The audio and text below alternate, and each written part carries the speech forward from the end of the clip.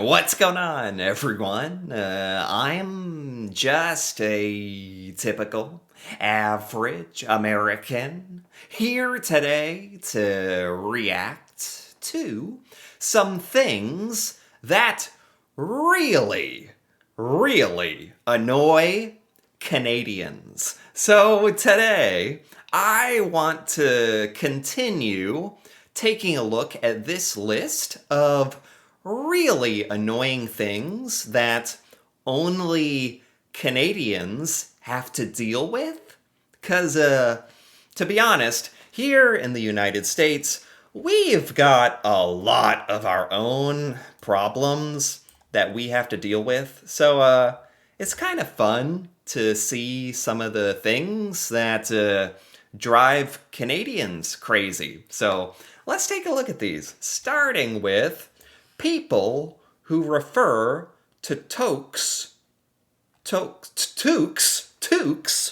as beanies. Ah, okay, this is good because I actually understand what this is saying. Because a while ago I did a video on how to translate Canadian, you could say. So I understand this. I know what you're saying here. A toque is what you call it in Canada. In America, we call it a beanie. So this is annoying? Actually, I didn't realize that. I guess it depends on where you live. If you're in Canada, it's the hat. It's like the winter hat, maybe with a little poof ball on top, if you're feeling crazy. And you call it a toque. I had never heard that before. That's not a word that we have really here in the United States, as far as I'm aware of. My entire life, I grew up and never heard that word. So, I don't know. Maybe this is also kind of annoying for Canadians, because you guys probably see like some American movies or TV where you have to hear the word beanie. Or maybe like you just hear Americans using the word beanie. Like there's a lot more of us, a lot more of Americans. I don't really know what it's like to live in, a smaller country, at least a smaller population where there's not as many of you. So from that point of view, yeah, if you have a word like toque, you want that to be respected. You don't want to hear all these annoying Americans saying beanie. Nice beanie you got there. You want an extra large fry with that? Beanie? Okay, that's my super American impression. Okay, let's keep going here. Getting to work in the morning when it's still dark, and then leaving work after it gets dark. Oh my god, this is. Ugh, that makes me cringe just thinking about it. Yeah, I think we've all kind of been there, but I guess it does depend on where you live. Like in the United States, depending on the time of year, I think there's a time of year where you can go to work in the morning and it's dark, and then you, as early as 5 o'clock, it starts getting dark. With daylight savings time changing, yeah, that's totally a thing, and that is really depressing. But it's not too bad in the U.S.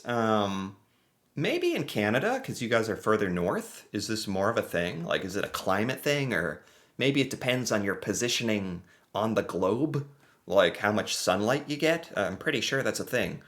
Yeah, I can absolutely sympathize with how annoying that would be. That 3 day stretch in March when it seems like spring has finally arrived, only for another snowstorm to hit. What? Oh my god, no.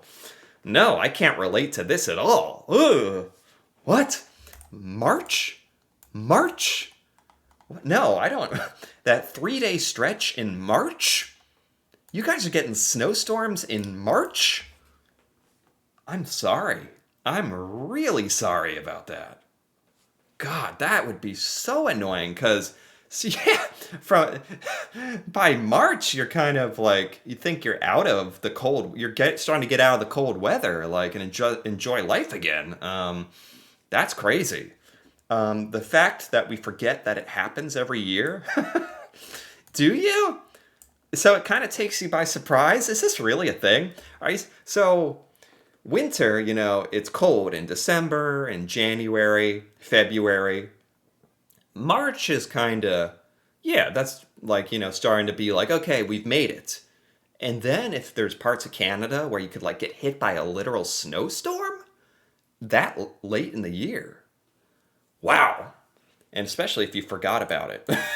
that, ugh, I sympathize with that. Trying to open that little tab on the side of a craft dinner box? Huh?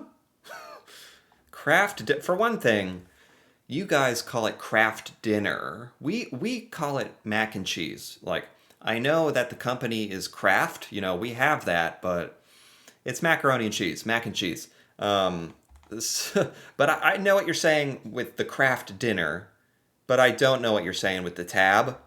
Um, Maybe we have this on our mac and cheese boxes. I haven't honestly made mac and cheese in a while. But if this is like any packaging that like doesn't very satisfyingly open, or you kind of tear it and it keeps going, and you tear too much, or let alone this monstrosity where you're like tearing the literal box open, that's all extremely annoying. If that's your craft dinner boxes, I get it. That is really annoying. When your craft dinner is slightly too runny, sure. Yeah, when your mac and cheese is too runny, ugh, that's disgusting. But yeah, when you make it from a box, like you determine you're just a victim of yourself. Really, you're in control of the runniness. Like I remember growing up, always like asking my mom to err on the side of caution, not too much milk, or if you're using water, I think you usually use milk. Not too much. Let's err on the side of not having a disgusting runny mess. Yeah, that's an American thing too. We just call it something else. Being unable to find anything good to watch on Canadian Netflix? What? There is a Canadian Netflix? What? Is this a thing? What's on it? What are you, what? I feel like there's a whole world that I don't know about. If there's a Canadian Netflix, is there a Canadian everything? Well, yeah, yes, but you gotta admit, typically with like, it's not like there's a Canadian Facebook. It's just Facebook, It's not like there's a Canadian Twitter. Like, so I thought like a Canadian Hulu, right? Or is there? I don't know. I thought there was just Netflix is Netflix. Everyone gets the same service. There's some American stuff on there, and if there's a Canadian production on Netflix, it's on. Does that mean it's like Canadian made stuff on your Netflix, or stuff based in Canada, or that's really interesting.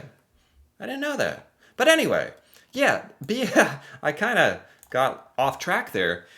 Not being able to find anything good on Netflix is a universal experience. Like, me and my wife actively get stressed out. Like, if we can't find something on Netflix, or if we don't have something, if Love is Blind is over and the season has ended, it's like, what are you even going to watch? What are you going to do? You don't know. And then watching TV is stressful. What are you gonna watch The Ultimatum or something like that? What are you gonna do? Okay. When internet service providers claim that accessing US Netflix is theft when it's not, so you guys try to access US Netflix, or because you better believe like we're not trying to access Canadian net. Like we don't even know about it. That's like, I don't know. That's kind of like another thing that's kind of in the toque beanie thing. Like there's just a bunch of stuff Americans don't even know about other countries like Canada, or even try to learn. Anyway, so we don't go for your try to access your Netflix. So I don't know what this is like. I don't know why that would be theft. There's a link. So are we saying legally this is not theft? So there's Canadians out there who try to access the US Netflix to like get more options. So you don't have to just keep watching Love is Blind Sweden for the third time, I guess. I guess that makes sense if there's like a different catalog on the American version. When a Canadian gets famous and they don't credit each individual Canadian for their success, this is annoying. I think this is like asking a lot, right? When any Canadian gets famous, they have to credit every single individual Canadian. This is obviously a joke, and I feel like there's actually a lot of Canadians who get successful and famous and do really have a lot of Canadian pride and like to talk about like their roots and coming from Canada because it's cool to give Canada that credit. Discovering that your favorite beer is qualified as an import, even though the brewery is about 10 kilometers away from your house. Is this a thing? This is getting very niche for me. Um, your favorite beer is qualified as an import? Does that mean it has like extra charges or taxes or customs or something? That's extraordinarily annoying. If the brewery is 10 kilometers away, are you saying like if the brewery is 10 kilometers away on the other side of the border? Then, but yeah, this could just like extend to when Americans have to buy Canadian stuff, there's like extra charges. Not even talking about the tariffs, my God. And like just historically, if Canadians want to buy stuff from America, there's probably extra charges and tariffs now. When you order a rye and Coke in another country and they look at you weirdly. What is a rye and Coke? I have no idea. I can look it up. I would look at you weirdly. I'd be like, eh? What? You weird Canadian? Am I annoying you? Well, maybe, because I don't know what rye and Coke is. Is that like whiskey and Coke or, Jack and Coke?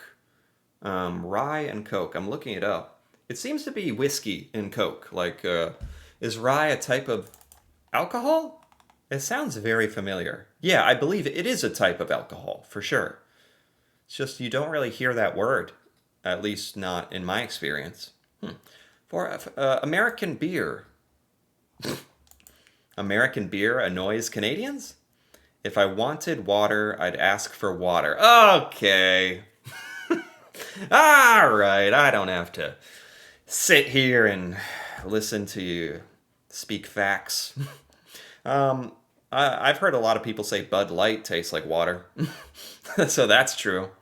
Fair enough. When the value of the Canadian dollar goes up, but Canadian prices don't go down? If the value of the Canadian dollar has gone up and you're still paying the same price, then you are just technically paying more. Right, okay. That makes sense. That's very, very annoying. I don't really keep track of the value of the US dollar. I know it's worth less than a euro, and I know that the Canadian dollar is worth less than the American dollar. I don't really keep track of all that stuff, but yeah, that could drive you crazy, like trying to like keep up with the value of your currency, and that would be very annoying if you were like acutely aware of it and you're like the value of my money is higher. Like I could go to another country and buy more things. But in my own country, because the price doesn't change, my currency is worth more in like a higher exchange rate, but that's meaningless if the prices aren't adjusted in Canada. I think that's very true. People who say Canadians want to be American. Whoa. Whoa, that. I can sympathize with that because if I can picture in America, if anyone was like, Americans just want to be, Australian, it'd be like, no. And that's with like all the criticism you could, put towards America.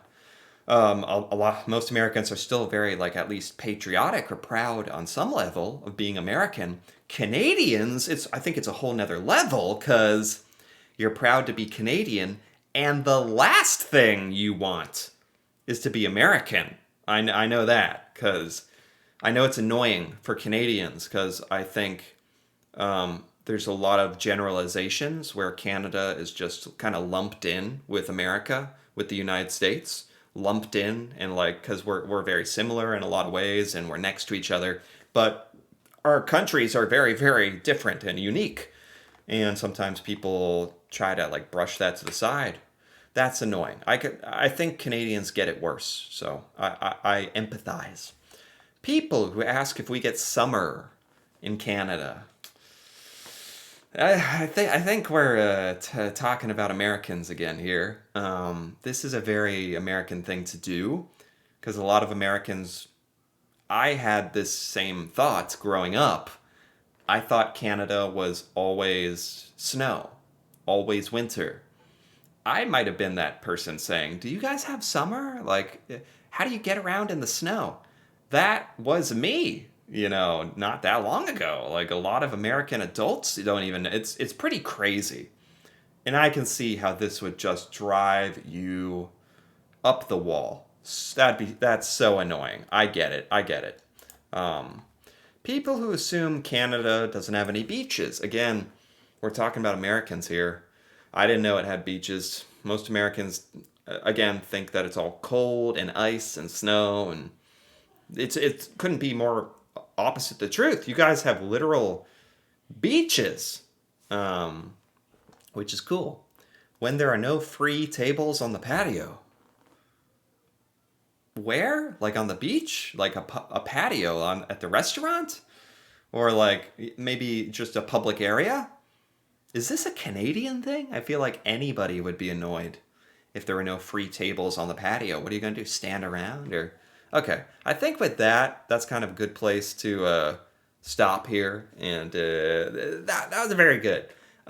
These are really quite interesting to me and very funny, and actually teach me quite a bit about sort of what Canadians think and Canadian culture. So that's cool. There's a lot of really valid stuff you guys are probably really annoyed at. So I acknowledge it. Anyway, if you enjoyed this, feel free to give this video a like or leave a comment with your thoughts on really annoying things that Canadians deal with, or any of these annoying things. If you've experienced this or have anything extra to add, or any of your experiences, that'd be cool to hear about. And if you're interested in more videos like this, me reacting to Canada and seeing Canadian things I've never seen before, feel free to subscribe for more. And until then, thanks for watching and see you next time.